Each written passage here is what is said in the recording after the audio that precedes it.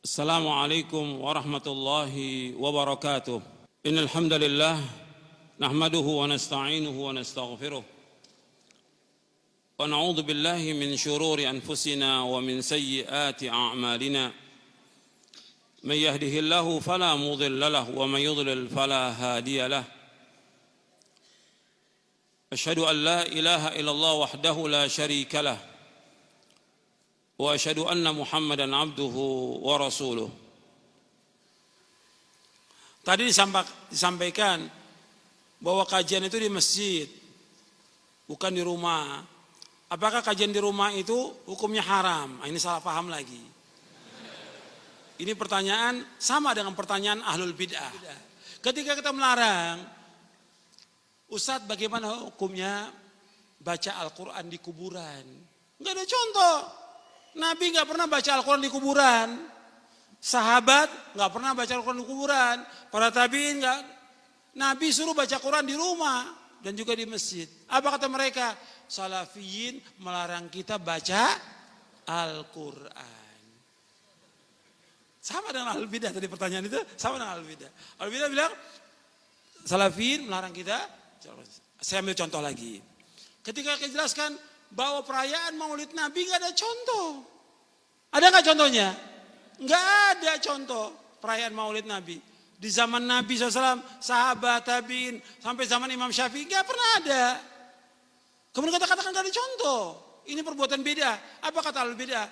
Oh ini Ahlus Sunnah melarang kita mencintai Rasulullah. Betul nggak seperti itu? Ini orang-orang Wahabi ini melarang kita mencintai Rasulullah. Mencintai Rasulullah hukumnya apa? Wajib. Wajib mencintai Rasulullah. Tapi bukan mengadakan perayaan Maulid. Paham nih? Banyak Ahlul Bidah seperti itu. Ya. Seperti kita melarang orang untuk tahlilan. Kata mereka apa? Kita nggak boleh baca la ilaha illallah, nggak boleh. Sama kelompok Wahabi kata mereka.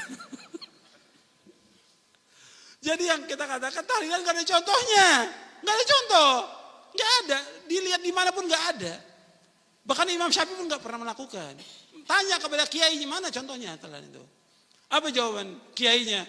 Memang orang-orang salaf itu melarang kita baca la ilaha illallah. Padahal la ilaha illallah itu harus terus kita ucapkan.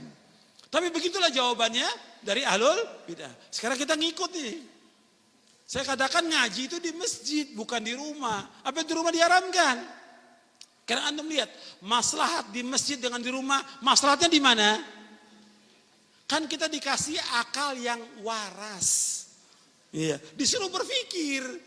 Ini masjid, antum lihat kan yang datang banyak ini masjid. Semua orang bisa datang. Tapi kalau di rumah, nggak enak kan orang. Saya nggak diundang, masa saya mau datang? Tadi dianggap saya pengen makan lagi di rumah itu. Iya nggak? Akhirnya apa? Yang datang khusus orang-orang kaya saja. Yang miskin ditinggalkan. Sama seperti orang, ada tren sekarang mengadakan pengajian di hotel-hotel. Kenapa harus di hotel? Bayar lagi 4 juta. Ada yang bayar 6 juta. Ini sudah membuat kasta baru ini. Nabi aja dilarang ketika Nabi mau dakwah kepada orang-orang musyrikin Mekah. Mereka berikan syarat. Kata mereka, jauhkan dulu tuh yang miskin-miskin. Sa'ad bin Abi Waqqas, Bilal dan yang lainnya. Allah turunkan ayat. Dilarang Nabi. Allah turunkan ayat. Jangan kamu usir mereka. Wala tadul ladzina yad'una rabbahum bil ghadati wasyurrin wajah. Jangan kamu usir mereka. Dilarang oleh Allah. Nah, dijelaskan oleh para mufassirin, kita harus mendekat kepada kaum muslimin. Doa kita di waktu malam, Nabi berdoa mencintai siapa? Orang kaya atau orang miskin? Wa hubbal masakin. Cinta kepada orang miskin. Kalau di rumah yang jalan kaki, yang gak punya kendaraan, malu. Yang datang semua pakai mobil, pakai motor. Jadi itu yang perhatikan. Maslahat di masjid atau maslahat di rumah? Di masjid.